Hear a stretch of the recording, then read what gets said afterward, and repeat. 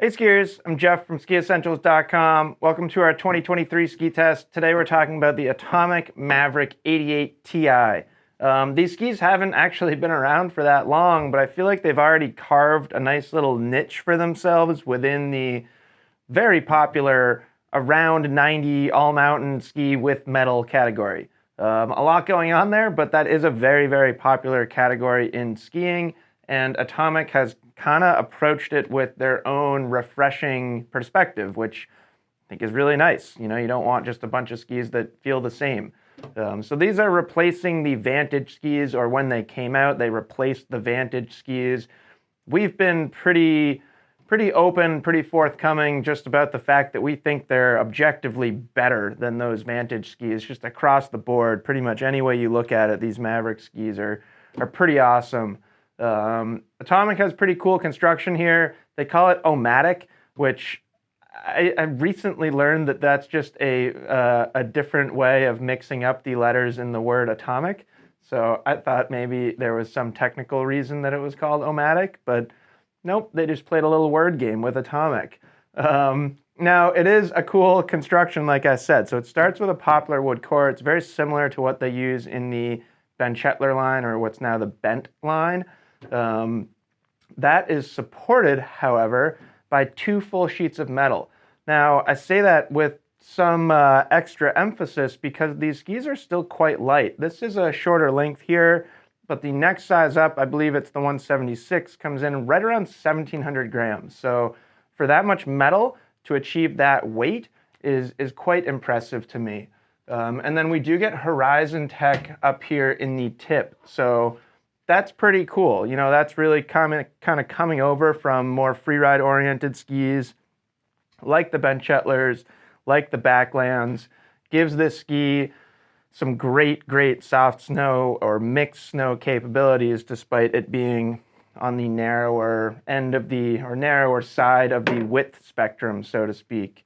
So that's about it for construction. Very cool how they're able to give it metal without a really hefty, like 2,000 plus weight figure coming along with it. And then taking a look at shape, you know, I talked about that Horizon Tech in the tip. That's paired with pretty darn long tip rocker here, and I think that's very noteworthy about these skis is the amount of tip rocker that they have.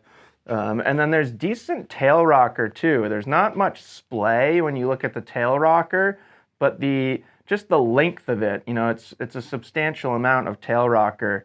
You guys may be able to see it best by just where the color of the sidewall changes. So where it's kind of this red or orangey color, where that ends, that's about where the rocker starts. So some significant rocker to this ski. And then you get just that classic camber underfoot. Pretty similar to what we see in Ben Chetler skis and stuff like that. It's not like super high rise camber, but there is some nice energy to it.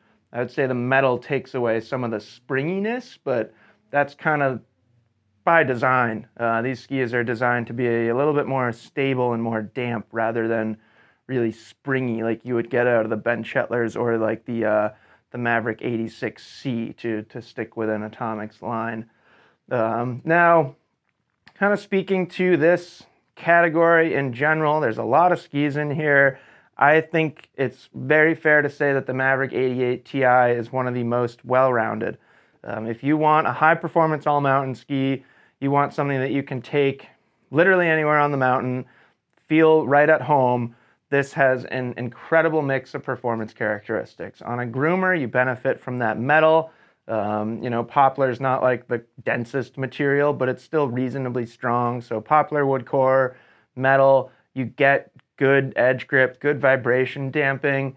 You know, with this tip rocker, I think there's something to be said about the fact that the ski doesn't like rip you into a carving turn like some might. You know, if you were to compare it to, like, I'd say a Vocal Kendo might be a good comparison to stick within this width range. That ski has more preference towards carving, where this tip shape, this shovel design, really kind of allows you to dictate what turns you're making when and where. So you lose out on a little bit of like the entry phase of a carving turn. It's not going to feel quite as responsive, but it definitely lays over some impressive carves. And then on the other side of that spectrum, you take it off trail, or maybe you're just like making kind of shorter, more skidded turns on the side of the trail, that kind of stuff. And then moguls, trees, any ungroomed terrain, that's where you really start to feel the well-rounded nature of this ski. You can ski it hard and fast and aggressive on a groomer, but then you can hop off the groomer and it's more forgiving, it's more playful, it's more rewarding. I think that might be the best way to describe it than some of those heavier, stiffer skis or more extended side cut or longer camber, less rocker. Any combination of all of those things, it's going to make that ski more challenging. So this ski just has an excellent mix of performance characteristics. It's just an awesome ski.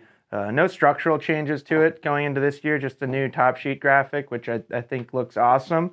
It's easier to see these trees up here in the forebody of the ski, and I don't know, I like the almost looks like some sort of weird suspense horror thriller, like something's gonna walk out of those trees and attack me.